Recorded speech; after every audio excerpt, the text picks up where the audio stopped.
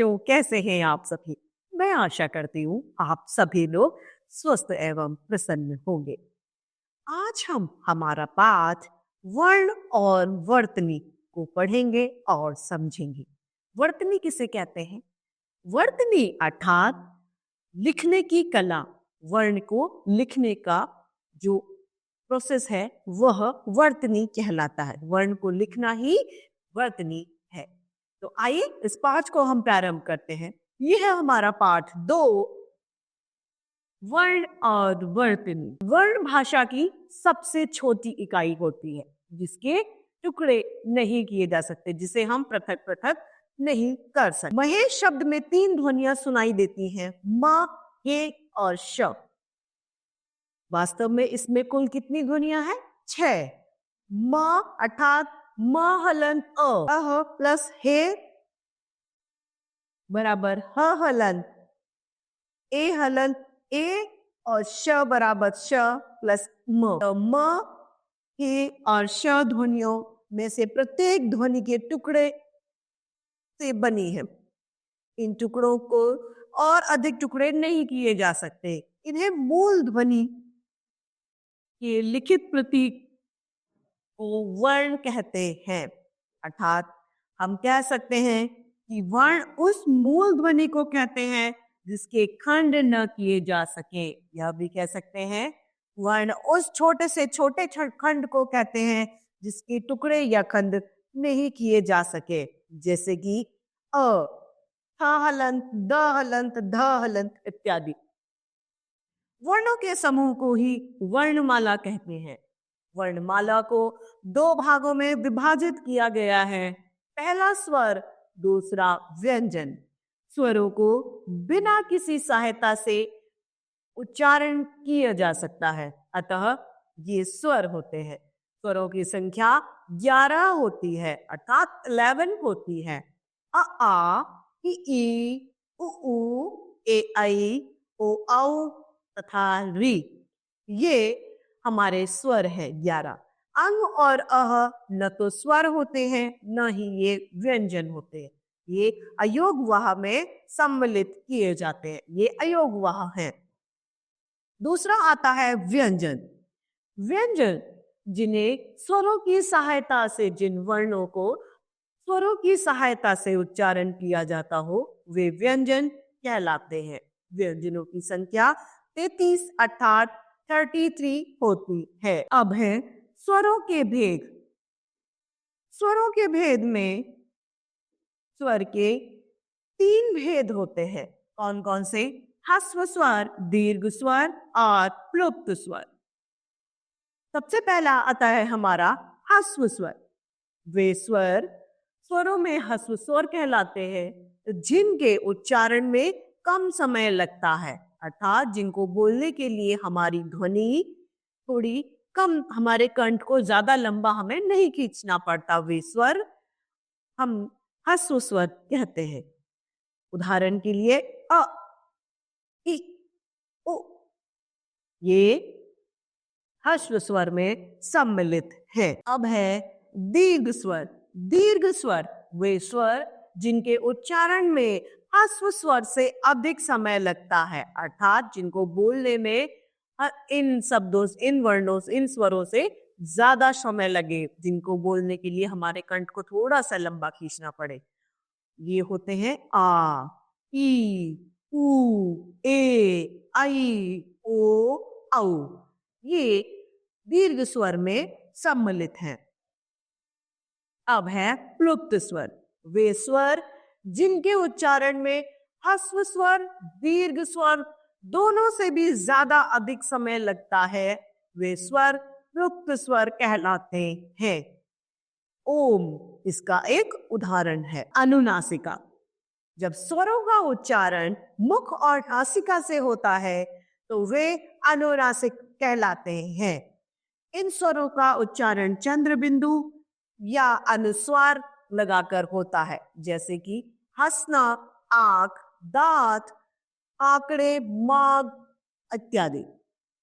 अब निर्नुनासिका।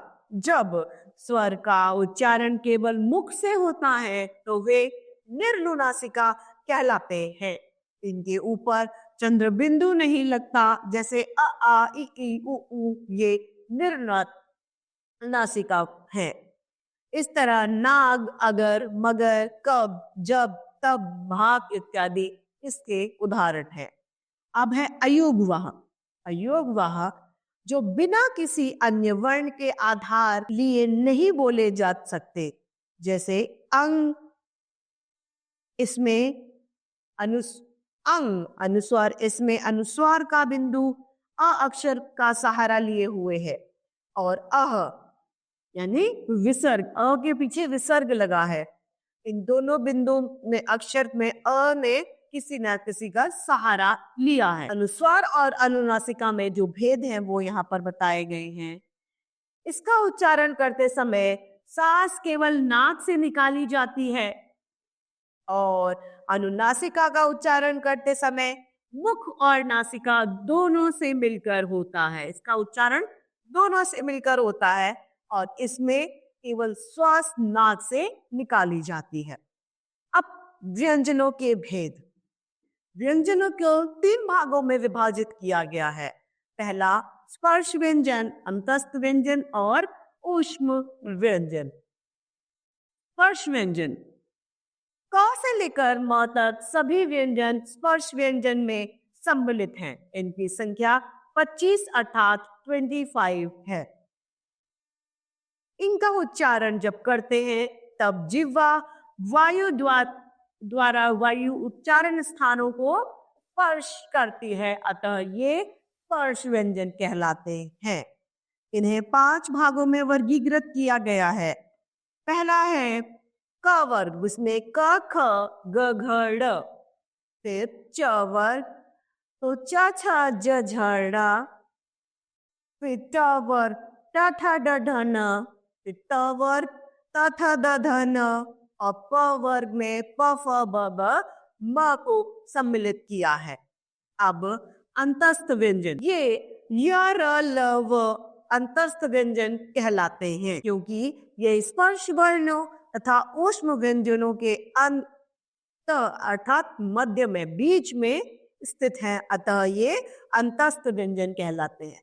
जो ये स्पर्श व्यंजन है ये और ऊष्म व्यंजन होते हैं श श श ह, इन दोनों के बीच में होने के कारण इन्हें अंतस्थ व्यंजन अर्थात बीच के व्यंजन कहलाते हैं।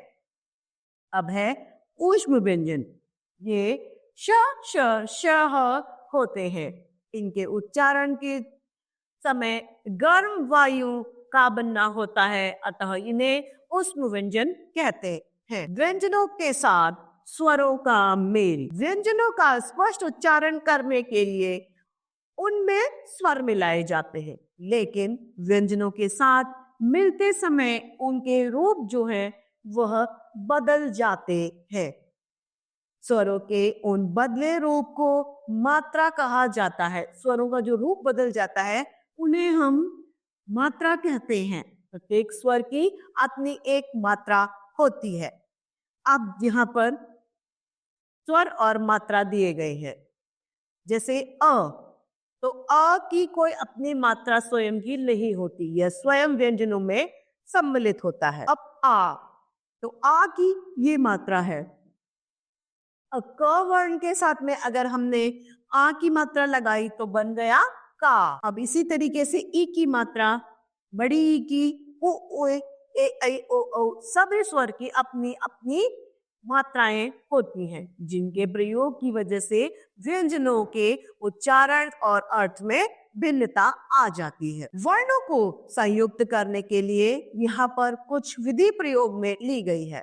पहला, उच्चारण के क्रम के अनुसार ही वर्णों को तोड़कर लिखा जाता है। जैसे अ हलन च हलन छ हलन आ, तो क्या बन गया? अच्छा। ड ढ ह व्यंजन दूसरे व्यंजनों के साथ मिलकर पहले लिखे जाते हैं। इनके साथ मिलने वाले दूसरे व्यंजन इनके ही नीचे जोड़े जाते हैं। उदाहरण के लिए खट्टा, लड्डू, प्रहलाद इनके उदाहरण है। तीसरा, यदि र किसी व्यंजन के पहले आए तो उसका चिन्ह ऊपर इस तरीके से लगाया जाता है, वर्ण के सिर पर लग जाता है। सूर्य, मूर्ख, राज, ये सब इनके उदाहरण हैं। हाँ, यदि र के साथ ई या ई की मात्रा लगाई जाए तो इसको मात्रा के बाद लिखा जाता है, जैसे महर्षि, कुर्ती, कुर्ती इत्यादि। जब र हलंत वाले व्यंजन के बाद आता है तो इसको पाए वाले व्यंजन के नीचे लिखा जाता है, जैसे विप्र, शुक्र, ताम्र, शुभ्र इत्यादि। पांचवा क हलन, च हलन, ल, व द्वित्व होने पर ऊपर नीचे आगे पीछे दोनों प्रकार से लिखे जाते हैं। चक्की, चक्की, कच्चा कच्चा, गन्ना गन्ना इत्यादि। अब है हमारा स्वराघात। शब्दों का उच्चारण करते हुए कभी किसी वर्ण पर विशेष बल देने का स्वराघात, विशेष बल देने को स्वराघात कहते हैं। उदाहरण के लिए कभी कभी शब्द या शब्दांश जो हैं वे मध्य वाले उन अंतिम वर्ण को उच्चारण अपूर्ण हो जाता है, उसे हल अक्षर की तरह बोला जाता है, तब उसे पूर्ण पूर्व वर्ण पर अधिक बल देना पड़ता है, जैसे कल, समय, नर इत्यादि। इनका उच्चारण कल, समय, नर की तरह होता है। अब है बालाघात। बालाघात उच्चारण में किसी शब्द या शब्दांश पर श्वास का दबाव के कारण जो बल पड़ता है वह बालाघात कहलाता है। अर्थ को उभारने के लिए वाक्य में किसी पद पर बल दिया जाता है। कुछ उदाहरण नीचे यहाँ पर हमने दिए हैं। तुम्हें क्या चाहिए? मुझे दूध रोटी चाहिए। अब यहाँ पर कुछ अक्षरों को संयुक्त करने की विधि दी गई है। म प्लस अ, न प्लस उ, श प्लस य प्लस अ, तो बन गया मनुष्य। इसी तरीके से कृतज्ञ, विद्युत, स्वरूप और उत्तीर्ण। वर्णों को पृथक करने की रीति अर्थात अलग करना, पृथक यानी अलग करने की नीति यहाँ पर है। विज्ञान, तो विज्ञान को कैसे अलग किया? व प्लस ई, ज प्लस ञ, तो बन गया हमारा ज्ञ, और आ प्लस न प्लस अ, तो बन गया विज्ञान। क्योंकि ज्ञ जो है वह एक संयुक्त व्यंजन है जो दो व्यंजनों के मेल से बना है। क्षत्रिय, तो श एक संयुक्त व्यंजन है। का प्लस श मिलकर बना श, आ प्लस त प्लस र, ता और र मिलकर बना त्र, ई प्लस य प्लस अ, तो बन गया क्षत्रिय। दिल्ली, द प्लस ई, ल प्लस ल और ई, तो दिल्ली। इसी तरीके से अध्यापक, कश्मीर और वृक्ष। अब है वर्तनी। लिखने की विधि को वर्तनी कहते हैं। किसे कहते हैं? लिखने की विधि को ही हम वर्तनी कहते हैं। हमारी हिंदी भाषा में जैसा उच्चारण होता है वैसा ही लिखा जाता है। इसलिए भाषा का उच्चारण शुद्ध होना, सही होना बहुत आवश्यक है। यदि हम सही बोलेंगे तो हम सही लिखेंगे भी अवश्य ही। कुछ अशुद्धियां प्राय देखने में ही आ जाती हैं, इन्हें सावधानी पूर्वक दूर करना चाहिए, अन्यथा भाषा की गरिमा जो है वह नष्ट हो जाती है। यहाँ पर कुछ शुद्ध और अशुद्ध के हमें उदाहरण दिए गए, कुछ सही लिखा है और कुछ गलतियां भी लिखी हैं। तो आइए इन्हें देखते हैं। नुपुर जो कि गलत है, नुपुर सही है। बारात गलत है, बारात सही है। बीमारी गलत है, बीमारी नहीं होता, बीमारी होता है। इनमें मात्राओं की कमी या किसी भी तरीके से ये अशुद्ध है। जब हम गलत बोलेंगे तो स्वाभाविक है कि हम लिखेंगे भी गलत, इसीलिए उच्चारण हमेशा सही होने चाहिए। भौगोलिक गलत, भौगोलिक सही है। मूर्ति गलत है, मूर्ति सही है। प्रणाम गलत है, प्रणाम सही है।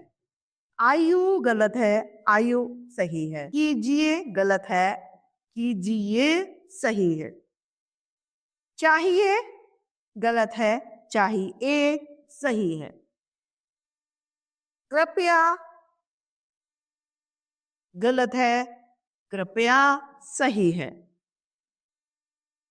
दीपावली गलत है, दीपावली सही है। चिन्ह गलत है, चिन्ह सही है। आदर्श में द पे नहीं श पे होता। व्रत गलत है, व्रत सही है। तो इस तरीके से यहाँ पर हमें शुद्ध और अशुद्ध के उदाहरण दिए गए। यहाँ पर भी शुद्ध अशुद्ध के हमें उदाहरण दिए हैं। ऋषि गलत है, ऋषि सही है। ऋण गलत, सही। प्रसाद गलत है, प्रसाद सही है। स्थाई गलत है, स्थाई सही है। व्याकरण गलत है, व्याकरण ये वाला सही है। दवाइयाँ गलत है, दवाइयाँ सही है। पूज्य गलत है, पूज्य सही है। त्रिभुज गलत है, त्रिभुज सही है। चढ़ना गलत है, चढ़ना सही है।